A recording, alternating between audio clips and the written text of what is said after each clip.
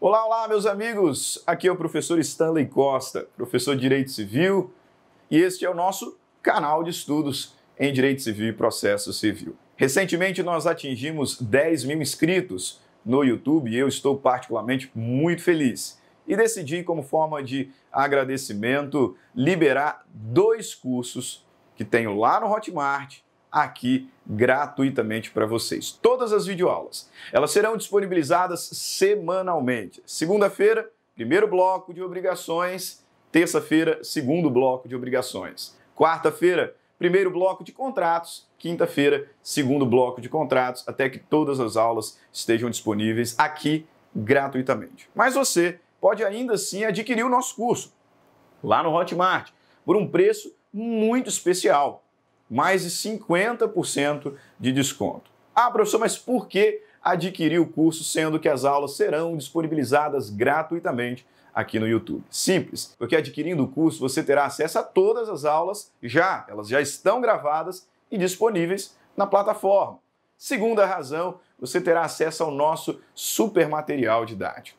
Além do PowerPoint, além dos slides que serão disponibilizados, também a nossa apostila didática, uma super apostila, com conteúdo profundo, detalhado, com bastante quadro sinótico, mapas mentais, citações doutrinárias, jurisprudenciais, questões de concurso, apostila mesmo, de verdade, conteúdo, mas conteúdo exposto de forma didática. Ao final de toda a aula, um banco de questões para colocar em teste o seu conhecimento sobre o tema que foi estudado na aula. E ainda, se você precisa daquelas horinhas complementares, está na faculdade, tem que cumprir hora complementar, ao final do curso terá acesso ao nosso certificado de horas, ok? Então é isso. Muito obrigado pelos 10 mil inscritos. Continue curtindo o nosso conteúdo, compartilhando os nossos vídeos e não se esqueça de inscrever no canal. Quanto mais crescer o canal, mais conteúdo gratuito eu disponibilizo aqui para vocês. Vamos transformar esse canal no maior de direito civil aqui do nosso país, ok? Grande abraço e vamos para a aula então. Até mais. Tchau, tchau.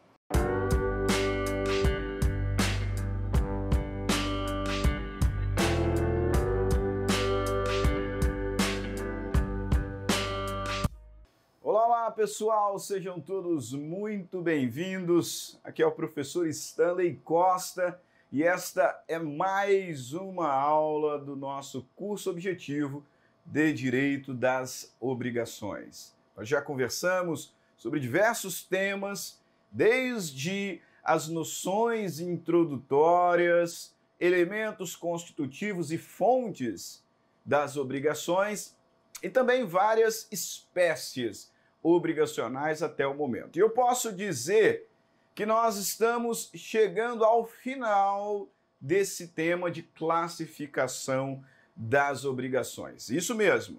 Olhando para o Código Civil a partir do artigo 233, nós estamos agora chegando à última classificação obrigacional, essa um pouco mais extensa, que nós vamos dividir em 2 aulas. Nessa primeira aula, em 2 blocos, falaremos sobre as obrigações divisíveis e indivisíveis, para na aula 6, então, concluirmos o tema com as famosas obrigações solidárias, tema importantíssimo para concursos públicos, para exames da OAB, enfim, você já pode, então, ir pegando aí o seu material, abrindo a sua apostila, disponibilizada na área do aluno, pegando o seu vade-mecum e a nossa aula está começando. Vamos ao trabalho sem mais delongas, porque o assunto é importante. O assunto é muito importante e agora a gente precisa, então, trabalhar, concentrar para compreender essa última classificação obrigacional conforme a disposição do nosso código. Perfeito? Nós vamos falar, como eu disse, sobre obrigações divisíveis e indivisíveis. Mas eu preciso antes lembrá-los que na última aula eu falei para vocês sobre obrigações simples e obrigações complexas ou obrigações compostas, dizendo que as obrigações simples são aquelas que contemplam singularidade de elementos, ou seja, um devedor, um credor, um objeto. Isso. Essas são as obrigações chamadas obrigações simples. Aquelas que possuem apenas um devedor, um credor e um objeto. Ou seja, singularidade de elementos. Já as obrigações complexas ou compostas são aquelas que possuem multiplicidade de pelo menos um dos elementos. Ou seja, uma obrigação com vários objetos, com vários credores ou com vários devedores são as chamadas obrigações complexas, que são ainda subdivididas em objetivamente complexas e subjetivamente complexas. Ora, quando nós falamos em objetivamente complexas, nós estamos tratando sobre o quê? Sobre aquelas obrigações que possuem vários objetos. Por isso, objetivamente complexas ou compostas. E conforme nós já estudamos, as obrigações objetivamente complexas ou compostas podem ser obrigações cumulativas ou obrigações alternativas, sendo que o grande foco do nosso último encontro foram as obrigações alternativas. Pois bem, tudo isso para que você perceba o nosso caminho. Já falamos sobre as obrigações simples, já falamos sobre as obrigações objetivamente complexas, onde tratamos as chamadas facultativas, e você sabe muito bem a razão dessas interrogações aqui, né? E agora caminhamos, como disse, para a parte final. Vamos trabalhar as chamadas obrigações subjetivamente complexas. O que são obrigações subjetivamente complexas? Vejam, se as objetivamente complexas são aquelas com vários objetos, você já matou a charada, né? As obrigações subjetivamente complexas, portanto, são aquelas com vários sujeitos. Exatamente. Nós consideramos subjetivamente complexas aquelas obrigações que possuem vários devedores, que possuem vários credores. Isso mesmo. Subjetivamente complexas ou compostas.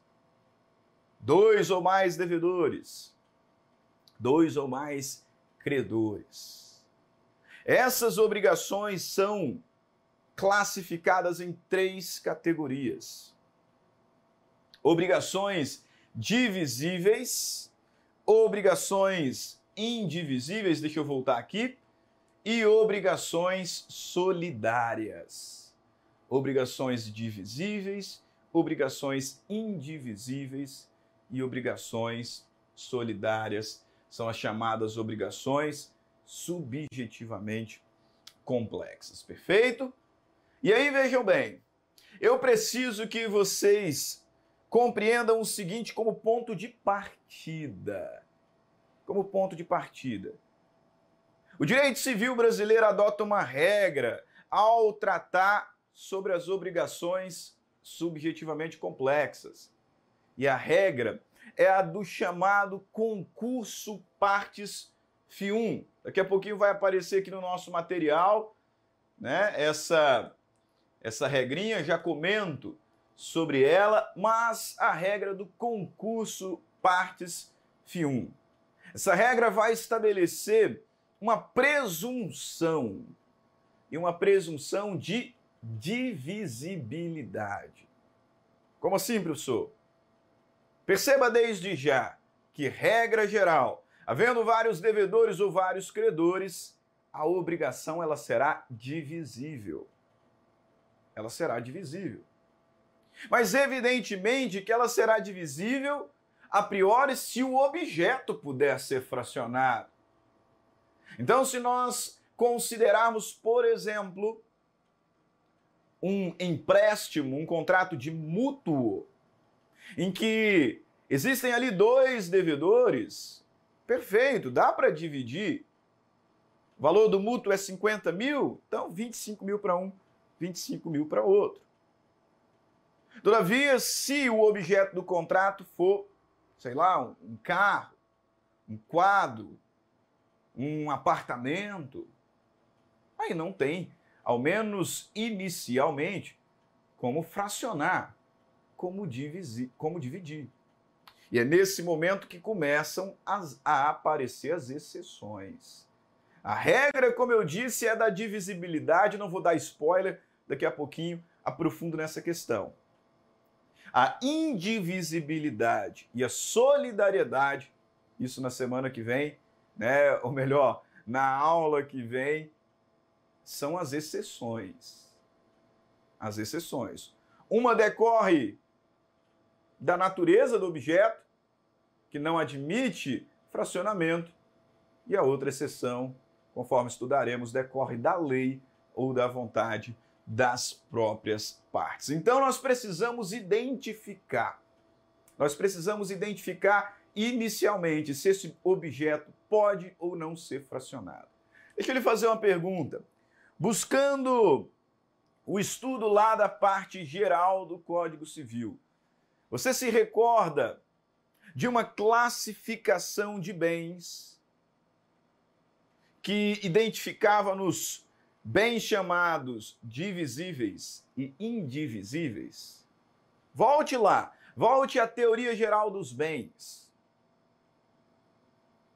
do objeto de direito, onde estudou ali bem móvel, imóvel, semovente, falou também sobre o objeto fungível, bem infungível, consumível, inconsumível, singular, coletivo, público, privado, e falou também sobre bem divisível e indivisível.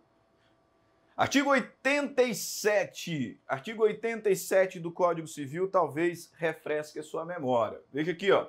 Bens divisíveis são os que podem fracionar sem alteração na sua substância, diminuição considerável de valor ou prejuízo do uso a que se destinam. E bens naturalmente divisíveis, o legislador completa dizendo que eles podem se tornar indivisíveis por determinação da lei ou da vontade das partes. Lá na parte geral do Código Civil você estudou essa classificação, dentre outras tantas. Identificando à luz da lei que bem divisível é aquele que pode ser fracionado, sem alteração na sua substância, sem diminuição considerável do seu valor ou prejuízo ao uso a que serve. E que esse status de divisível pode ser alterado pela lei ou pela vontade das partes.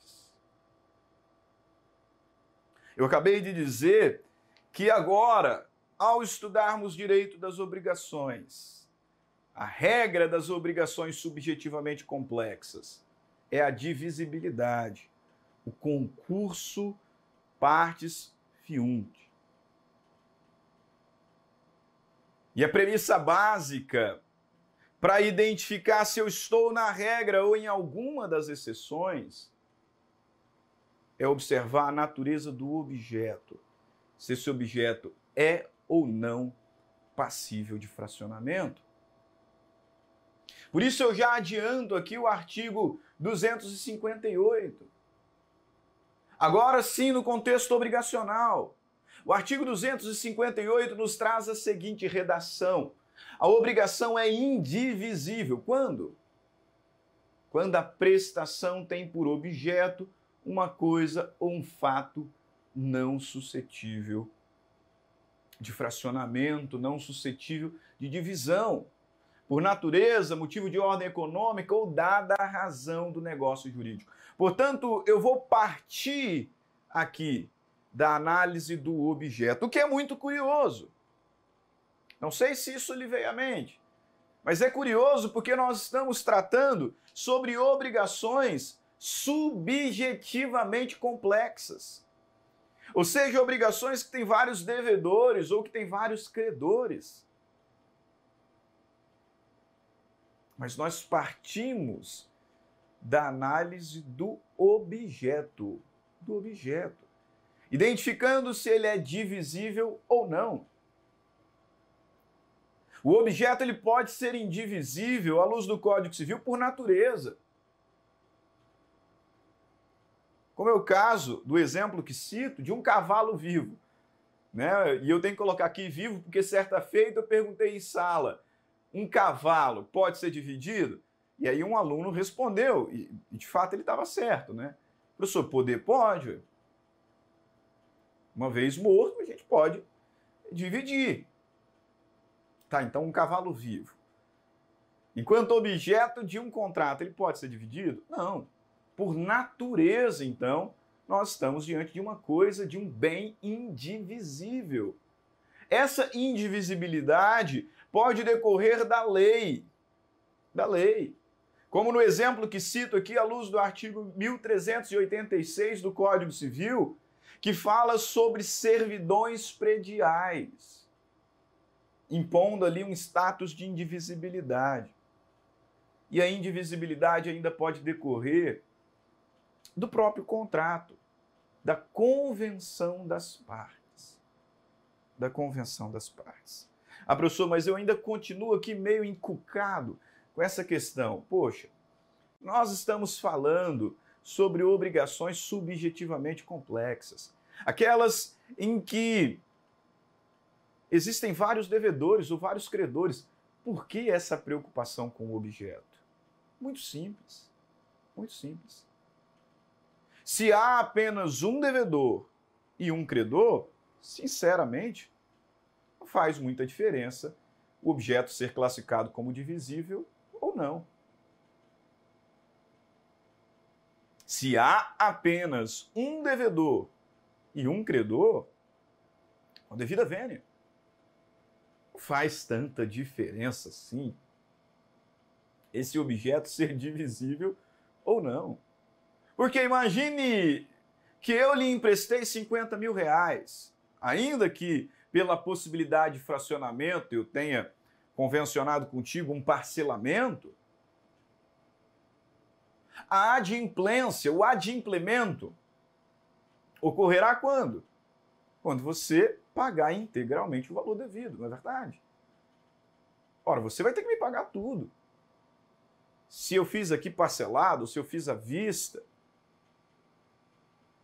e você é o único devedor, você vai ter que me pagar tudo. Essa é a questão. Essa é a questão. Então, de fato, não faz tanta diferença assim o objeto ser divisível ou indivisível num contexto obrigacional, havendo apenas um devedor e um credor.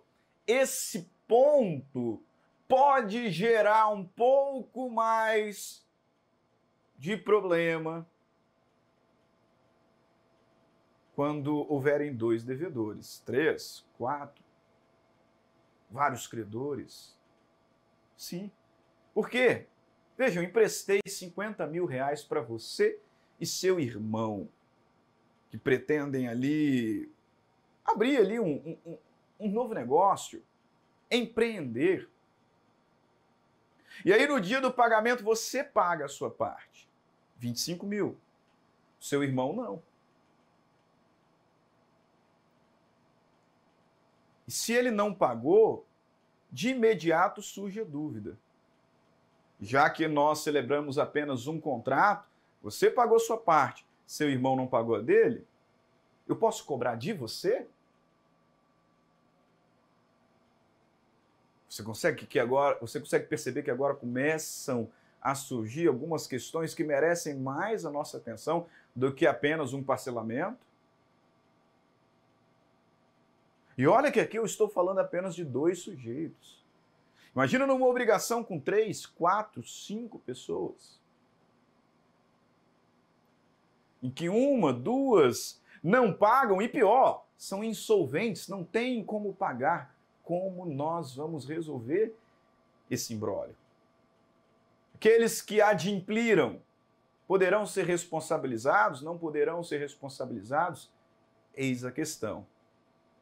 Por isso eu compartilho aqui as lições do professor Carlos Roberto Gonçalves e também as lições da professora Maria Helena Diniz daqui a pouquinho. Vejamos, olha o que o professor Carlos Roberto nos diz. Tal classificação só oferece interesse jurídico havendo pluralidade de credores ou devedores. Pois, existindo um único devedor, obrigado a um só credor, a obrigação ela é indivisível. Isto é, a prestação deverá ser cumprida por inteiro. Se eu emprestei 50 mil reais para você, isso tem como, não tem como ser fracionado, o professor Carlos Roberto nos diz, é indivisível. Porque você só cumprirá a prestação quando pagar o valor integral. No mesmo sentido, a professora Maria Helena Diniz, se houver unicidade de sujeito, isto é, um credor, um só devedor, seria irrelevante verificar se a prestação é ou não divisível. Se não há pluralidade subjetiva, o fundamento, ou melhor, o fracionamento ou o pagamento parcelado estipulado pelos contraentes não traduz nenhuma dificuldade. Esse fato interessa particularmente se houver mais de um credor ou mais de um devedor, ou seja, vários credores e um devedor, vários devedores e um credor, vários credores e vários devedores. Aqui é que mora o problema. Aqui é que mora o problema. Imagino que você já tenha percebido no nosso curso até esta aula 5 que a grande preocupação do legislador é o descumprimento obrigacional, o que é evidente. Se as relações jurídicas nascessem e fossem concluídas, encerradas, sem nenhum conflito, o legislador não precisava estabelecer regras tantas num código de mais de 2.000 artigos, fora as leis especiais. A preocupação é o conflito. Notadamente aqui. Você percebeu a obrigação de dar coisa? E se a coisa perecer, com culpa, sem culpa? É coisa certa, é coisa incerta? Na obrigação alternativa, se todas as possibilidades se tornarem inexequíveis? Esse é o cerne da questão. Pois bem, numa obrigação com vários devedores, numa obrigação com vários credores, o que acontece se um deles descumprir a obrigação? O que acontece se um deles for inadimplente? O outro poderá ser responsabilizado? Não poderá ser responsabilizado? Precisamos olhar para o objeto. O objeto é passível de fracionamento?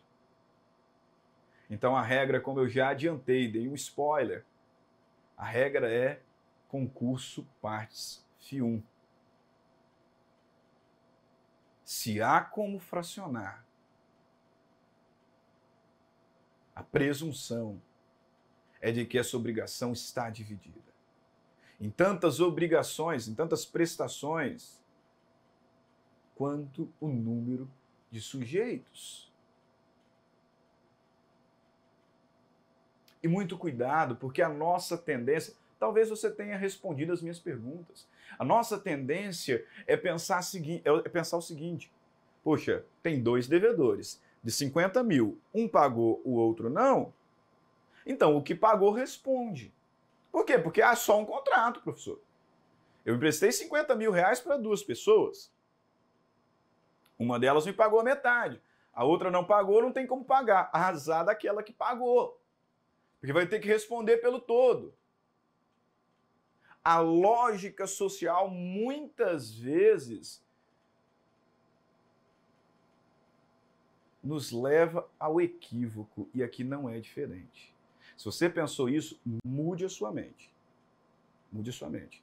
Porque a regra geral é a regra do concurso partes FIUM. A presunção é de fracionamento. A presunção é de divisibilidade. De tal modo que se eu tenho dois devedores de 50 mil reais, cada um responde pela sua cota-parte. E exclusivamente pela sua cota-parte. Se um deles me pagou os 25 mil reais e o outro não, eu não posso cobrar daquele que cumpriu a sua prestação. Eu não posso responsabilizar aquele que cumpriu a sua prestação. Ainda que estejamos diante de insolvência, o prejuízo vai ser meu. O prejuízo vai ser meu.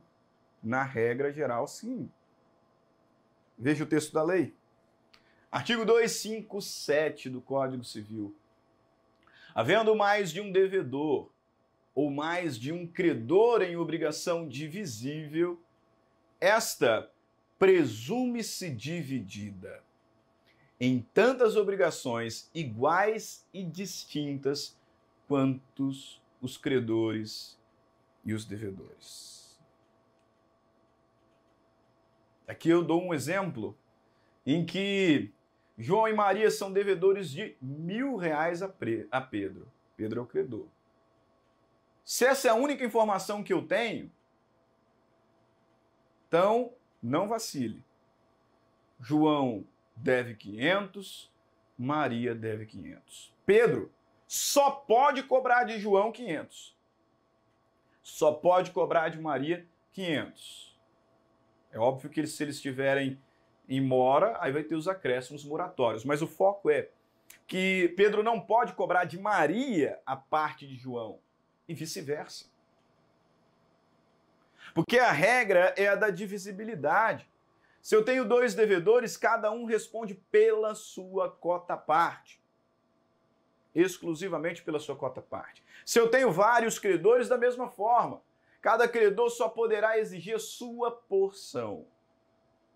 A sua porção. Mais uma vez, insisto, é muito comum esse erro. Em provas de OAB, em provas de concurso público, em provas da faculdade. Essa presunção equivocada de que se tem dois devedores, os dois são responsáveis pelo todo. Você não pode fazer essa presunção. Sabe por quê? Porque solidariedade não se presume. Nós veremos na aula que vem. Se você está com o seu código aberto, código mesmo, tá? Não é no computador, não, no site do Planalto, o código mesmo. Normalmente tem ali algumas remissões embaixo assim do artigo. E em quase todos os códigos, todos os bons códigos, embaixo do artigo 257 vai estar assim, artigo 265. Vide artigo 265. E lá no 265 vai estar vide 257. Por que isso? Porque esse 257, deixa eu voltar, que diz que havendo mais de um devedor ou mais de um credor em obrigação divisível, esta presume-se dividida, é o contraponto do 265 que vai nos informar a solidariedade não se presume. Não presuma a solidariedade. A solidariedade, ela decorre da lei ou da vontade das partes. Se me faltam informações e eu tenho ali 2, 3 devedores, divide. Divide, fraciona. É isso que você tem que presumir. A menos que o caso concreto, o contrato que você tem em mãos, ou, sei lá, a questão que está sendo respondida, indique ali uma situação que a lei prevê solidariedade, ou está ali informando que essa solidariedade foi convencionada pelas partes. Perfeito? Então eu cito aqui, ó, um exemplo. Para nós terminarmos esse primeiro bloco, tenho aqui um contrato de mútuo, através do qual a Adriana emprestou R$400 mil para os irmãos Maria, Joana, Leonardo e José Pedro. Eles pretendiam ali abrir um novo negócio, um empreendimento, enfim. E aí, através de um único contrato, o que não é tão recomendável, mas foi o que aconteceu. Através de um único contrato, a Adriana emprestou R$400 mil para Maria, Joana, Leonardo e José Pedro. E a pergunta é a seguinte: Adriana pode cobrar tudo de José Pedro? Não. Não pode. Não pode. A obrigação ela é divisível. Então, cada um responde pela sua cota-parte. Maria responde por 100 mil, Joana responde por 100 mil. Leonardo responde por 100 mil. José Pedro responde por 100 mil. Ah, professor, mas e se o José Pedro for insolvente? Se ele não tiver como pagar? Nem assim os outros 3 poderão ser cobrados? Não, na obrigação divisível não. Porque cada prestação é autônoma. O prejuízo vai ser suportado por Adriana. Sim. Essa é a regra. Por isso que você, como advogado, se estiver assessorando uma Adriana da vida num contrato como esse, você vai prever a solidariedade. Você vai dizer para Adriana, Adriana, empreste esse valor para os 4 irmãos somente se eles aceitarem ser devedores solidários. Porque aí a Adriana vai jogar o risco para o polo passivo. Porque não sendo esse o caso, o risco é dela. Qual o risco? O risco da insolvência de algum dos devedores. O risco da insolvência de algum dos devedores, ok? Então nós vamos terminando o nosso primeiro bloco. No segundo bloco, enfrentaremos a primeira exceção, que é a indivisibilidade. Trabalhamos a regra. Obrigação divisível. Tem como dividir? Presume-se dividida a prestação. Mas e se o objeto, por natureza, por uma questão econômica, por força de lei, pela vontade das partes, não puder ser dividido? E aí? Próximo bloco nós vamos conversar sobre as obrigações indivisíveis. Vá lá, beba sua água, tome o seu café e retorne para darmos continuidade aos nossos estudos. Até daqui a pouco.